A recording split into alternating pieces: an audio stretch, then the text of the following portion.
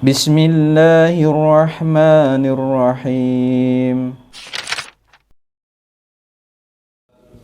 Alhamdulillahirabbil alamin alladzi arsala rasulahu bil huda wa dinil haq liyudhhirahu 'ala dini kulli wa kafa billahi syahida.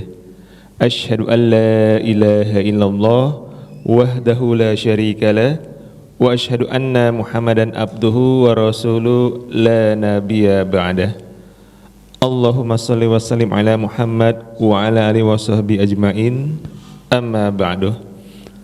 Jamaah salat subuh Masjid Siti Halimah yang dirahmati Allah.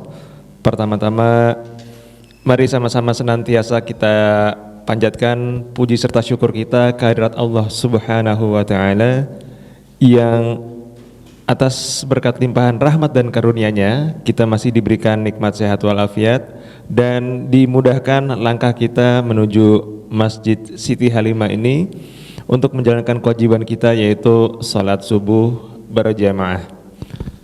Salawat dan salam semoga senantiasa tercurahkan kepada junjungan kita Nabi Muhammad sallallahu alaihi wasallam beserta para sahabat, keluarga dan para pengikutnya yang senantiasa istiqomah dalam menjalankan ajaran Islam hingga yaumil akhir nanti. Dan insya Allah pada kesempatan hari Sabtu pagi ini kita akan kembali mengikuti dan juga mendengarkan kajian dengan tema tafsir yang akan disampaikan oleh Ustadz Dr. Haji Ahmad Badruddin Asli LCMA.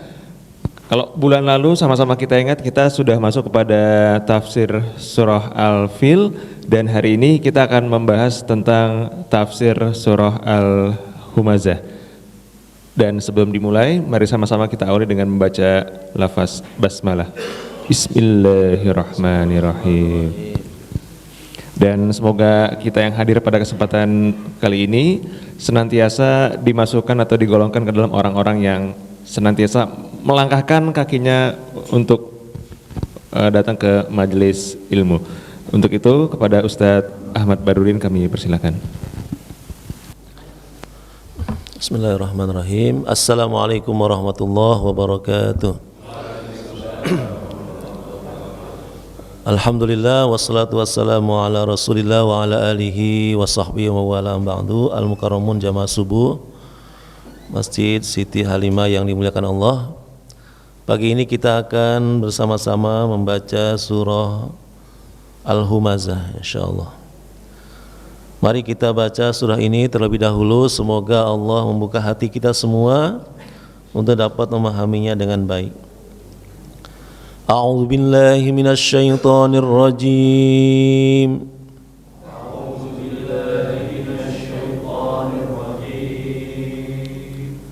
Bismillahirrahmanirrahim.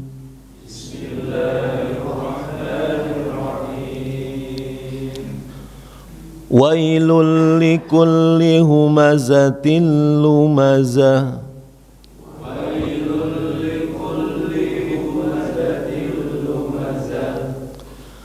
Alladzi jama'a malan wa 'addada.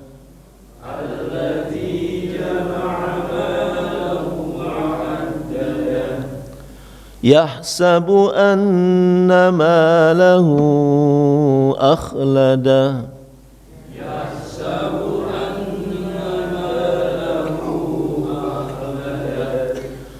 Kalla layunbadhanna fil hutamah.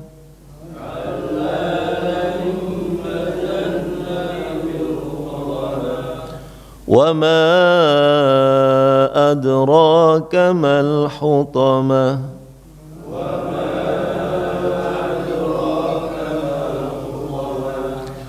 Narullahil muqadah.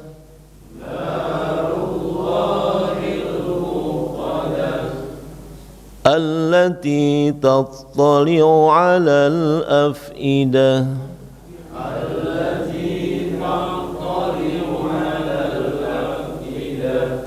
Innaha 'alaihim mu'sadah.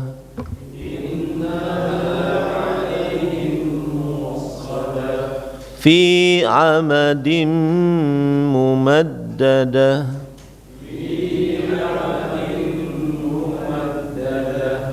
Shadaqallahul azim. Suratul Humazah ini namanya surah Al-Humazah. Makkiyah, diturunkan di Mekah sebelum Nabi hijrah. Ayatuha, jumlah ayatnya ada 9 ayat. Bismillah, dengan nama Allah. Ar-Rahman, Maha Pengasih. Ar-Rahim, Maha Penyayang. Wailun, celakalah, likulli humazah, bagi tiap-tiap orang yang suka mengumpat. Lumazah, dan mencela, suka mencela. Alladzi jama'a, yang mengumpulkan, malan, harta, wa addadahu, dan menghitung-hitungnya. Yahsabu, dia menduga, annama lahu, bahwa hartanya itu, akhladahu, dapat mengekalkannya. Kalla, sekali-kali tidak, atau janganlah seperti itu. Layumbazanna, dia akan dilemparkan, fil hutomah, di neraka hutomah. Wa ma adraka mal hutomah, tahukah kamu apakah al hutomah itu? Neraka hutomah itu adalah narullah, api Allah, neraka Allah, al muqadah, yang dinyalakan, allati tatali'u, yang panasnya sampai alal afidah, ke dalam hati. Innaha, sungguhnya neraka itu, alaihim, atas mereka, muqsadatun, ditutup, fi amadin mumaddadah, mereka diikat di tiang-tiang yang tinggi atau yang panjang. Jamaah sekalian yang dimuliakan Allah, surah ini namanya surah Al-Humazah, ya. Surah Al-Humazah ini diawali dengan kata-kata wail. Wailun ini sudah kita sampaikan di surah sebelumnya, atau surah apa namanya? Surah Al-Ma'un, ya. Ada kata-kata wailun lil musallin. Wailun itu bisa jadi adalah satu tempat khusus di neraka, namanya neraka wail, ya. Para ulama mengatakan wail itu adalah wadin fi jahannam. Dia adalah kapling khusus, tempat khusus yang disebut dengan neraka wail. Itu sebagian pendapat. Sebagian lain mengatakan bahwa wail itu adalah kalimat doa, kata-kata ponis, ya, kata-kata ponis celaka. Maka diartikan wail itu celakalah. Biasanya orang Arab suka mengatakan wailul lak, celakalah kamu, binasalah kamu. Jadi ungkapan-ungkapan yang menunjukkan bahwa seseorang yang ada di hadapan orang tersebut, ada yang seorang tersebut dikatakan sebagai orang yang celaka, yang akan binasa, yang akan tidak mendapatkan keuntungan, bahkan akan mendapatkan kerugian. Jadi wail itu nanti akan ketemu, ya, di surah-surah lain sangat banyak kata-kata wail dalam Al-Quran.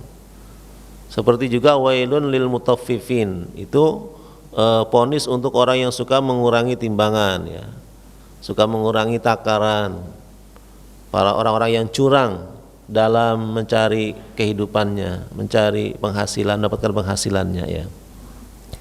Itu juga ada kata-kata wail. Sangat banyak juga di surah Al-Mursalat, wailun, ya, lil mukadzibin, ya, seterusnya.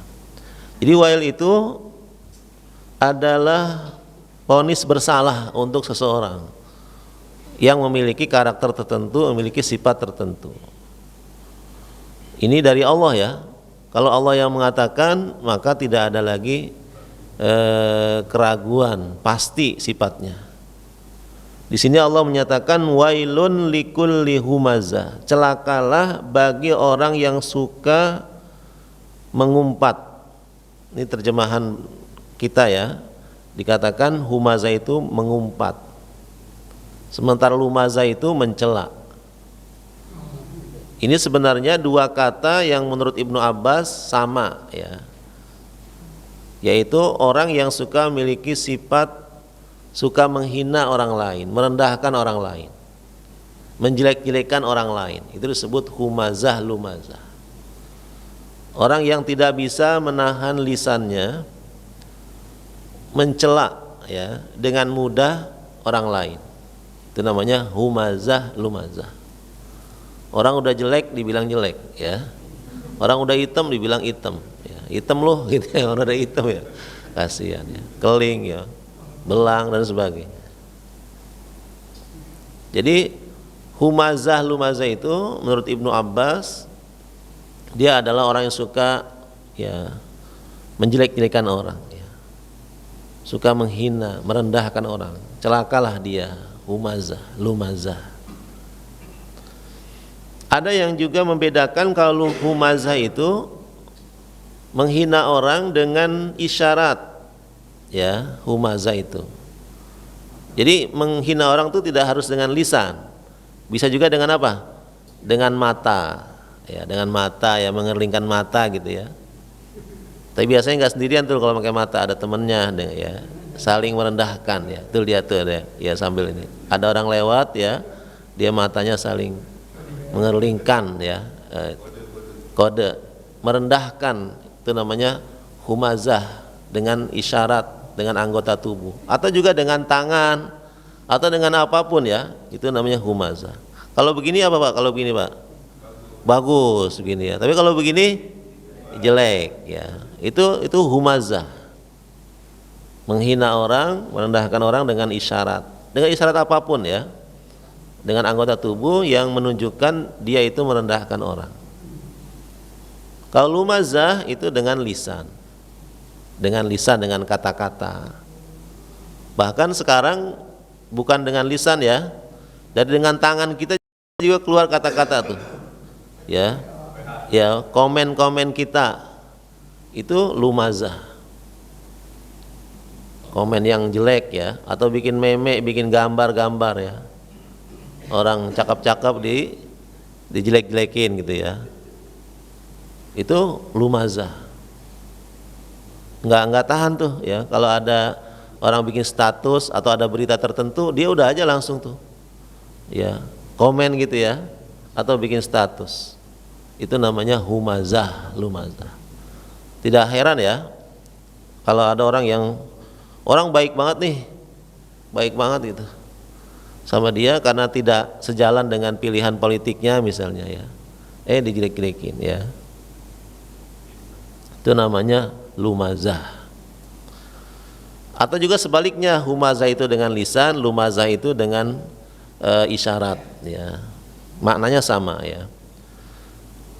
Ada yang juga yang membedakan humazah itu menjelek-jelekan orang di hadapannya, di hadapannya. Lumazah itu di belakangnya. Atau sebaliknya, humazah itu di belakangnya, nggak berani dia kalau di depan, nggak berani. Kalau langsung nggak berani, tapi kalau di belakang dia berani. Ya, itu humazah. Lumazah langsung di hadapannya. Ala kulli hal bahwa humazah lumazah ini orang yang apa? Suka sekali merendahkan orang, menjelek-jelekan orang, menghina orang, merendahkan orang. Walaupun orang itu sebenarnya yang dihina itu mulia. Orang yang dihina itu sebenarnya orang yang terhormat.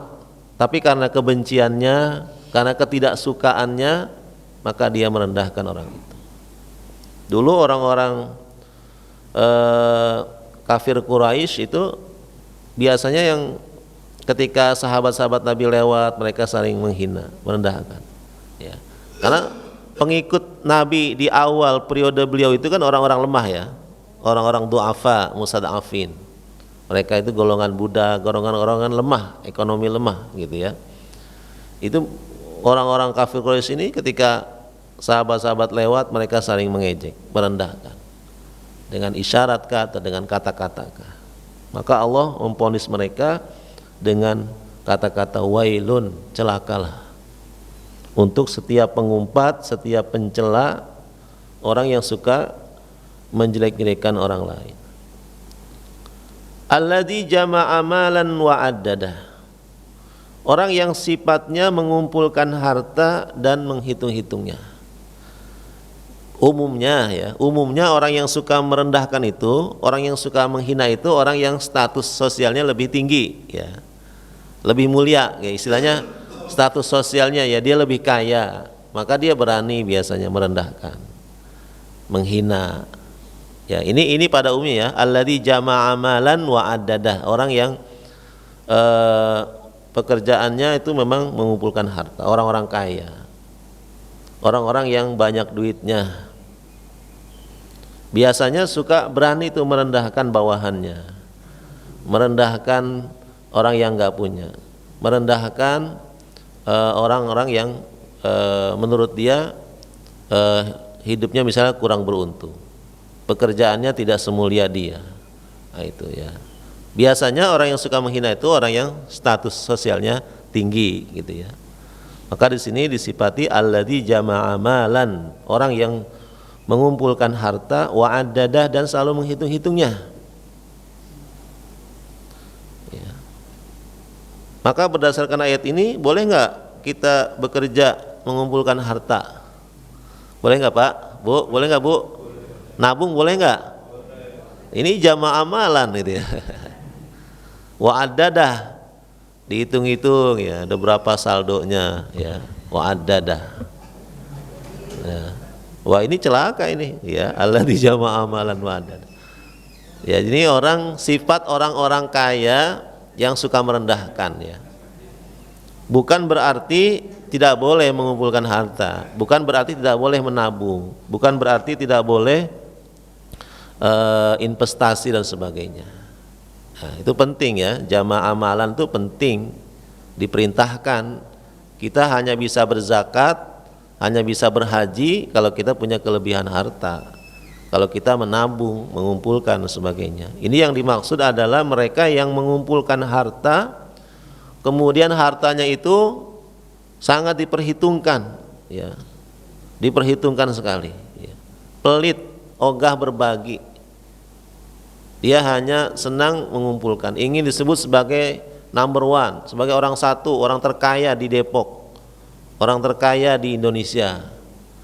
Ya, jamaah amalan, dikumpul-kumpulkan hartanya itu, kemudian dia ogah berbagi dengan orang lain. Ya, nggak mau berbagi, dikumpul-kumpulkan ya. Sepanjang hidupnya habis ya untuk mengumpulkan harta. Hanya ingin disebut sebagai orang kaya ya. Jamaah amalan wa addadah, selalu menghitung-hitungnya sore pagi siang malam ya. Malam kagak tidur ya, ngapain ya, angkotnya belum pulang satu ya. Nungguin setorannya ya. Mal wa addadah gitu ya, wa addadah, lupa ya dengan kewajibannya bahwa hartanya itu hanya sarana. Bagi kita, bagi orang beriman, harta itu hanya sarana saja, wasilah, bukan goyah, bukan tujuan. Ya, kita bekerja bukan untuk mendapatkan harta, bukan. Tapi dalam rangka beribadah. Ya. Ketika mendapatkan harta, maka itu kita pakai untuk ibadah. Kita infakkan, kita nafkahkan. Orang beriman itu orang yang kantongnya bolong, ya, selalu diinfakkan. Selalu keluar, selalu didistribusikan ya. Dia hanya sebagai distributor saja ya. Bukan orang yang mengumpulkan, menggenggam hartanya dimakan sendiri, tapi dia berbagi dengan hartanya. Nah, orang yang seperti ini ya termasuk orang yang celaka juga.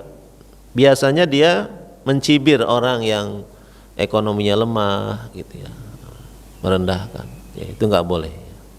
Maka kita ketika melihat orang yang profesinya misalnya di bawah kita, itu nggak boleh ya.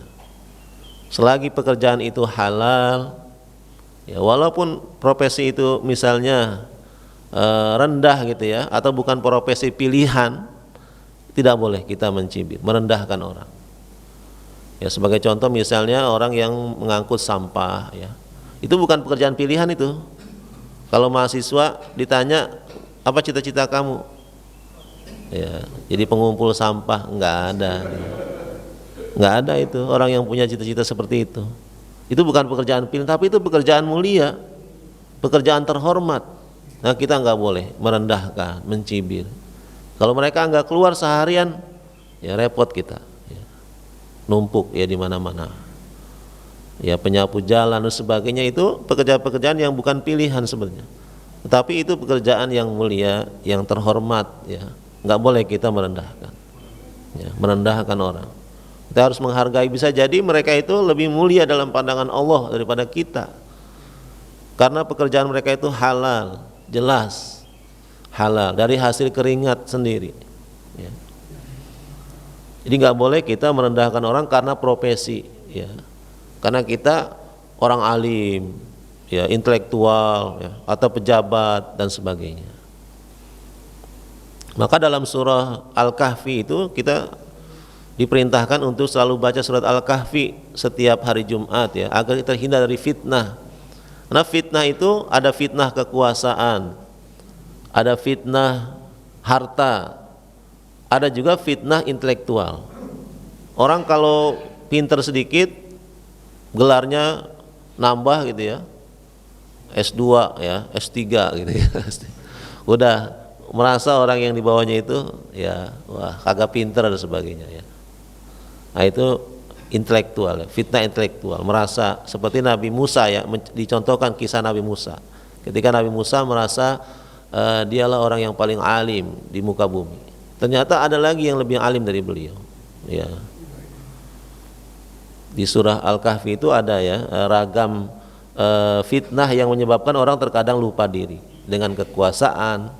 Maka dicontohkan kisah Zulkarnain, kisah Ashabul Kahfi ya dengan Raja Dikyanusnya, dan juga tentang Ashabul Jannah, para pemilik kebun yang rendah hati dan yang menyombongkan diri ya.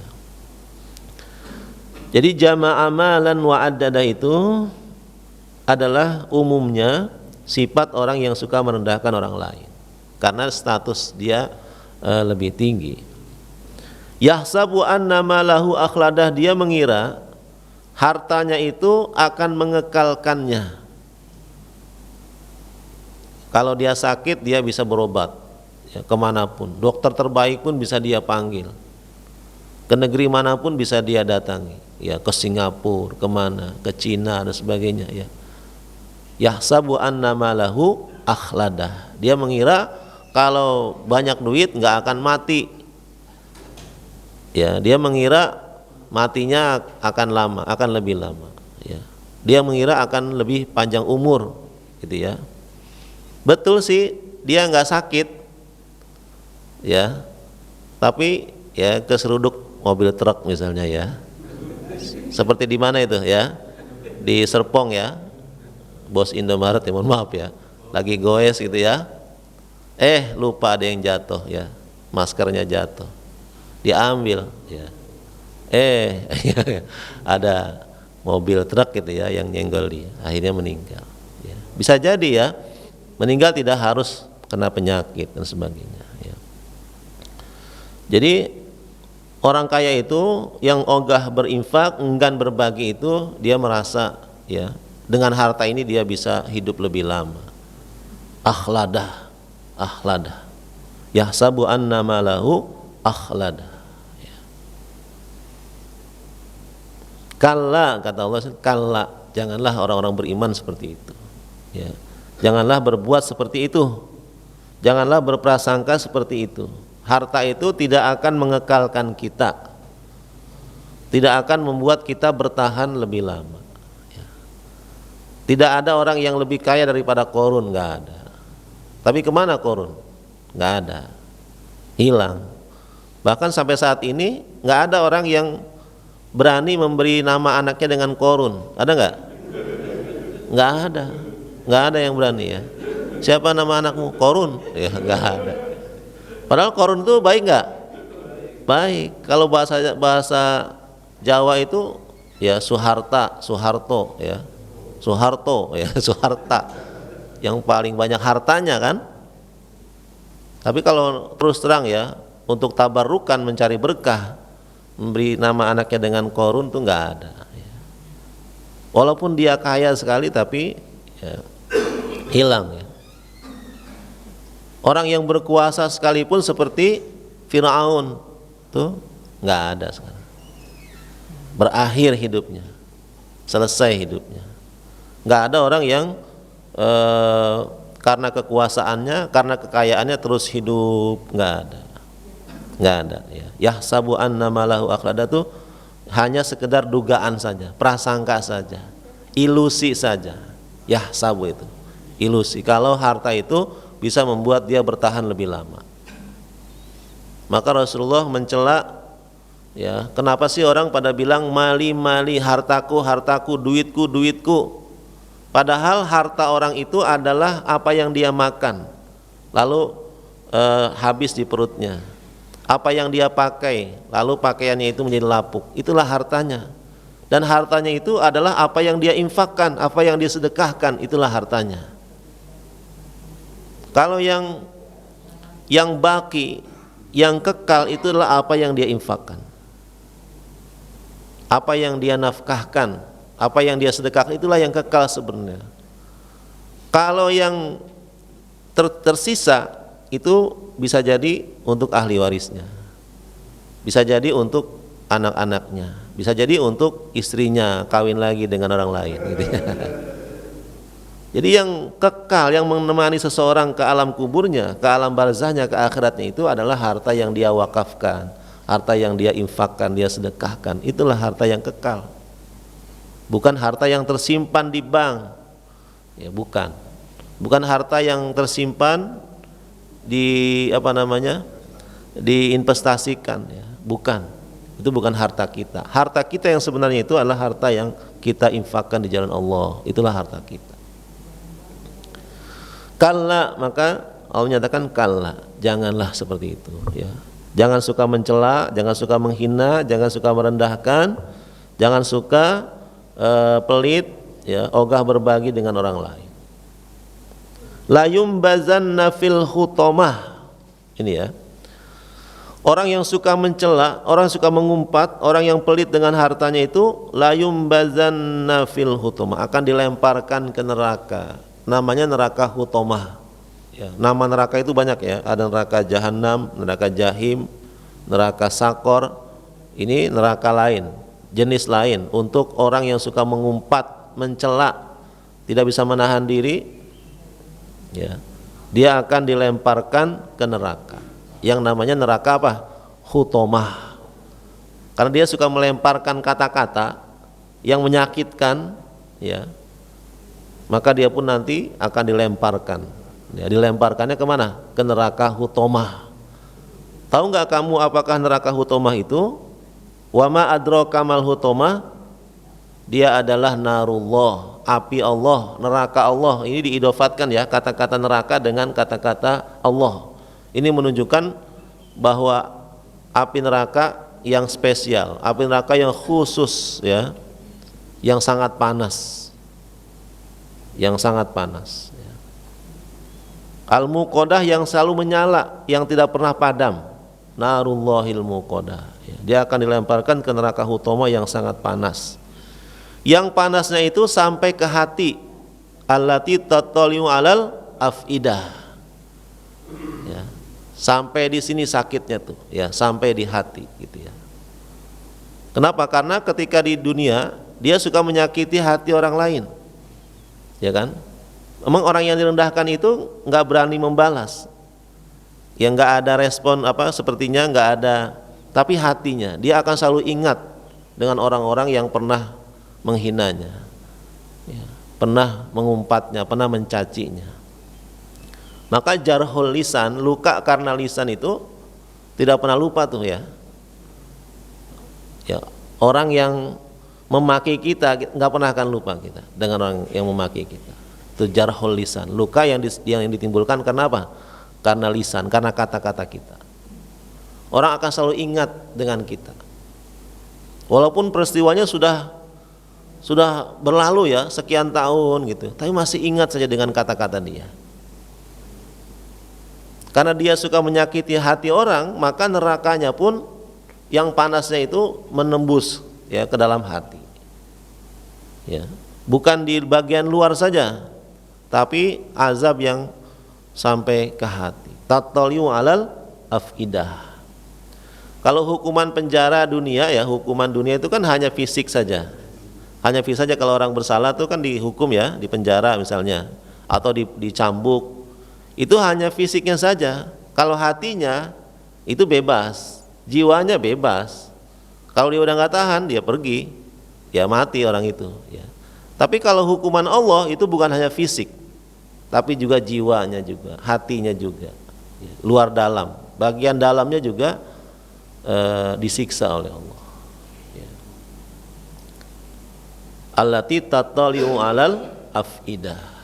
Ya. Sudah begitu. Innaha alaihim mu'sadah, nerakanya juga ditutup rapat. Jadi neraka itu tidak terbuka ya atasnya, dia ditutup. Kalau kita masak tuh biar cepat matang diapain? Ditutup ya, masak nasi biar cepat matang ditutup. Maka dia lebih panas ya. Neraka itu pun alaihim mu'sadah, terhadap orang-orang yang suka mencela, suka merendahkan orang lain, yang suka menghina orang lain, nerakanya neraka hutomah yang ditutup atasnya, sangat rapat. Sudah ditutup atasnya fi amadin mumaddadah, mereka diikat tidak bisa kemana-mana, diikat di tiang-tiang neraka sehingga mereka tidak bisa lari. Duitnya yang banyak tidak lagi berguna, ya, nggak lagi berguna. Yauma la yanfa'u malun wala banun. Kalau datang azab Allah, harta itu tidak berguna. Ya. Jangankan di akhirat nanti, di dunia saja, kalau azab Allah itu datang, nggak bisa tuh. Hartanya itu menolongnya nggak bisa. Ya, berapa banyak ya, misalnya korban gempa di Cianjur gitu ya, yang tidak bisa ditolong oleh hartanya.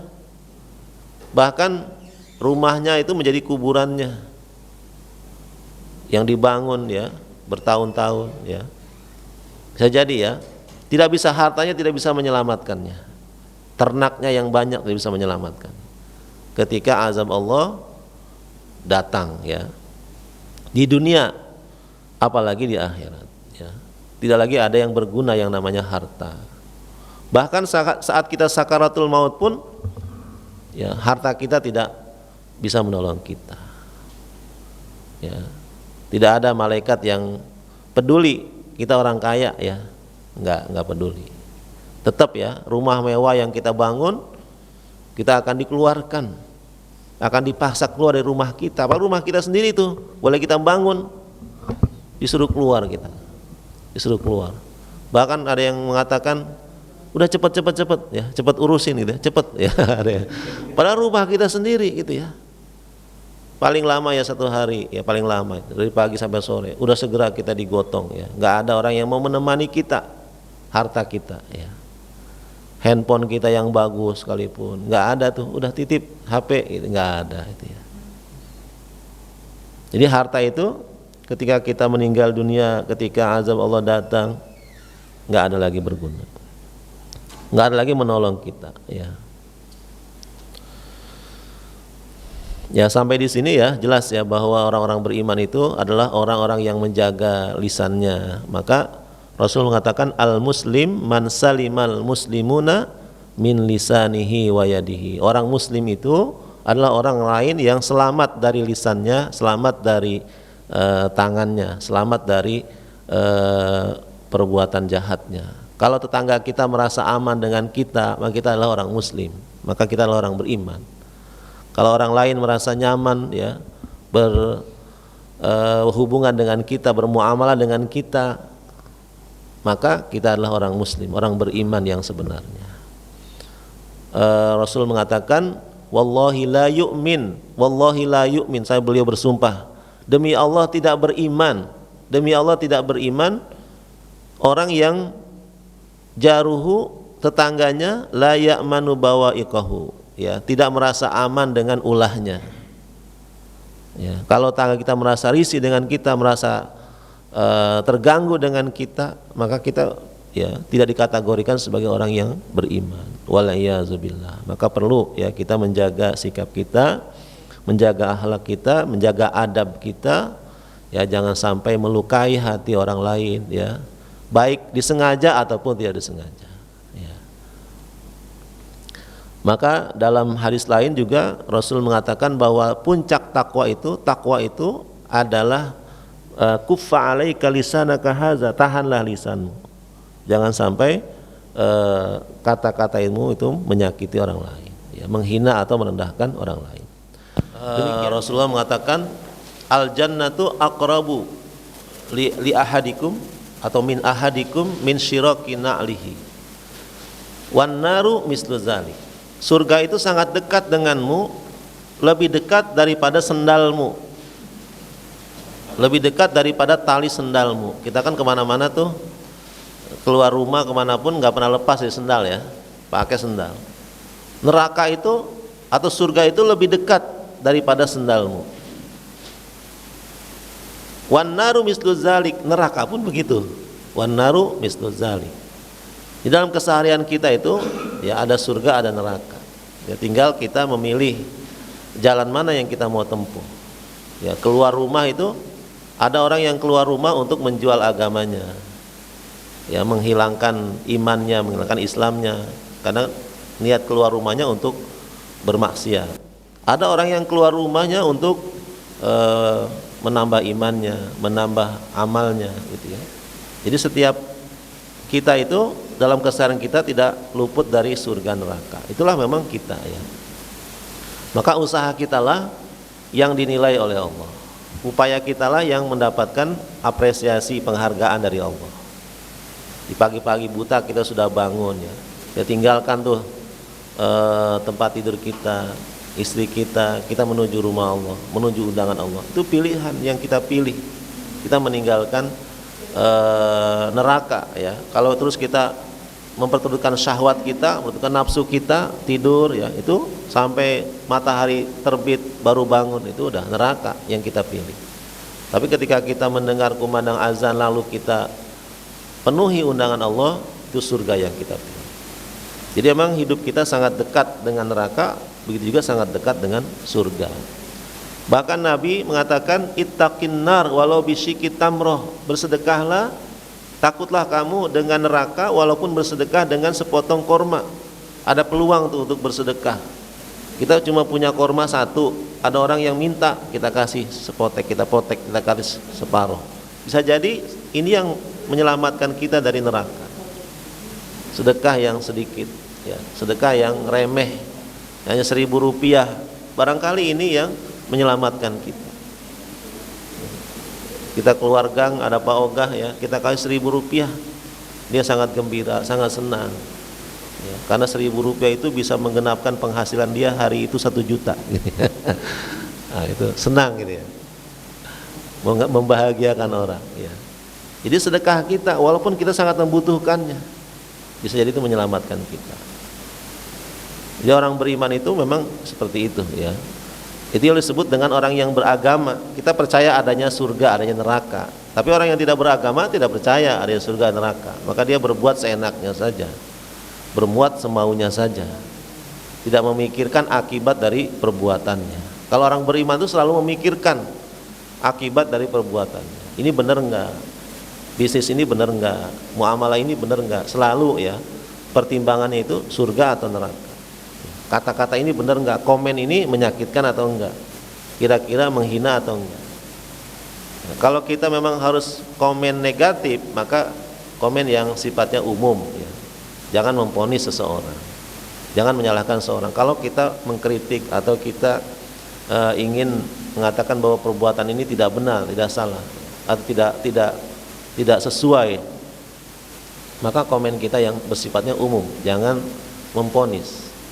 Karena bisa jadi orang yang berbuat salah saat ini dia bertobat, dia perbaiki kesalahannya, ya. Kita bukan Allah, kita bukan hakim yang memastikan orang itu masuk neraka. Tidak, ya.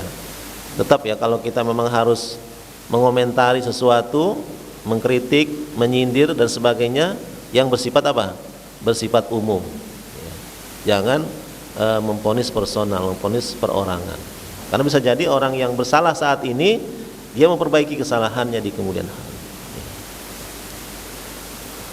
Jadi sangat dekat memang hidup kita dengan surga atau neraka. Dalam pandangan orang beriman tidak ada hal yang remeh ya, tidak ada. Walaupun hanya sekedar tersenyum bertemu dengan orang, itu apa? Dihitungnya sebagai apa? Sebagai ibadah, sebagai sedekah. Walaupun hanya sekedar tersenyum bertemu dengan orang, ya. Berpapasan nih dengan tetangga kita, kita tersenyum, itu sedekah. Itu berpahala ya, berpahala. Orang beriman itu tidak boleh meluangkan kesempatan untuk meraih pahala, meraih surga, walaupun itu sifatnya remeh. Maka cabang iman itu ada 77 cabang. Yang paling tinggi itu menegakkan kalimat tauhid la ilaha illallah, berjuang menegakkan kalimat tauhid la ilaha illallah. Yang paling rendah itu, cabang iman yang paling rendah itu adalah apa? Imatatul aza anit thoriq, menyingkirkan sesuatu yang menyakitkan dari jalan. Ada paku payung, kita singkirkan, kita ambil. Itu termasuk iman, cabang iman. Masuk masjid, ya ada tai lotok, buang. Ya, jangan menunggu orang lain, jangan dilewatkan peluang itu. Ya, itulah cabang iman, bagian dari iman. Ya. Jadi kalau kita baca Syu'abul Iman dalam riwayat Baihaqi itu ada 77 cabang Pak, dengan rinciannya. Yang paling rendah itu tadi apa? Menyingkirkan sesuatu yang menyakitkan dari jalan. Ada cabang ranting pohon jatuh, kita hentikan tuh mobil kita singkirkan. Itu peluang pahala untuk kita, jangan diambil orang, jangan diberi kesempatan orang lain, kita turun, kita singkirkan ya ranting pohon itu. Ya. Saya terlambat hari ini karena ada kabel yang menghalangi jalan gitu ya, akhirnya kita nggak bisa lewat. Nah, kabel apa itu, telepon atau kabel listrik yang wallahu alam, nggak bisa lewat bawa kendaraan, akhirnya terhambat. Nah, ada orang yang mengangkat, itu bagian dari pahala, peluang memberi kesempatan orang untuk apa? Untuk lewat. Ini jangan malah jalan apa? Malah jalan ditutup gitu ya, dikasih tanggul ya, si portal, orang mau lewat ya, bikin tanggul kira-kira ya, bikin orang sakit perut ya, bikin orang mules ya, bikin orang keguguran dan sebagainya. Jadi kalau bikin tanggul itu yang landai, yang tidak menyakitkan, jangan malah sengaja ya. Wallahu alam. Kita akhiri kajian kita dengan doa, semoga Allah Subhanahu wa taala menjaga lisan kita, menjaga sikap kita, jangan sampai menghina dan merendahkan orang lain ya. Semoga kehormatan kita terus dijaga oleh Allah. Kalaupun ada orang yang merendahkan kita, menghina kita, maka kita harus bisa menahan diri, kita bisa bersabar ya. Jangan kita membalas penghinaan orang yang tidak perlu, yang tidak penting untuk kita balas. Bismillahirrahmanirrahim. Alhamdulillahirabbil alamin. Allahumma shalli ala Muhammad wa ala ali Muhammad. Rabbana atina min ladunka rahmah wa hayyi lana min amrina rasyada. Rabbana zalamna anfusana wa illam taghfir lana wa tarhamna lanakunanna minal khasirin. Allahumma inna nas'aluka husnal khuluq. Allahumma inna nas'aluka husnal khuluq. Allahumma inna nas'aluka husnal khuluq. Allahumma ahsin aqibatana fil umuri kulliha wa ajirna min khizyid dunya wa azabil akhirah. Rabbana atina fid dunya hasanah wa fil akhirati hasanah wa qina adzabannar. Walhamdulillahirabbil alamin. Kurang lebih mohon maaf. Wassalamualaikum warahmatullahi wabarakatuh. Baik, terima kasih Pak Ustadz dan para jamaah sekalian. Semoga kajian di kesempatan kali ini bermanfaat untuk kita semua, dan bersama-sama kita tutup dengan hamdalah dan doa kafaratul majelis. Alhamdulillah rabbil alamin. Subhanaka Allahumma wa bihamdika asyhadu an la ilaha illa anta astaghfiruka wa atubu ilaik. Wabillahi taufiq wal hidayah. Assalamualaikum warahmatullahi wabarakatuh.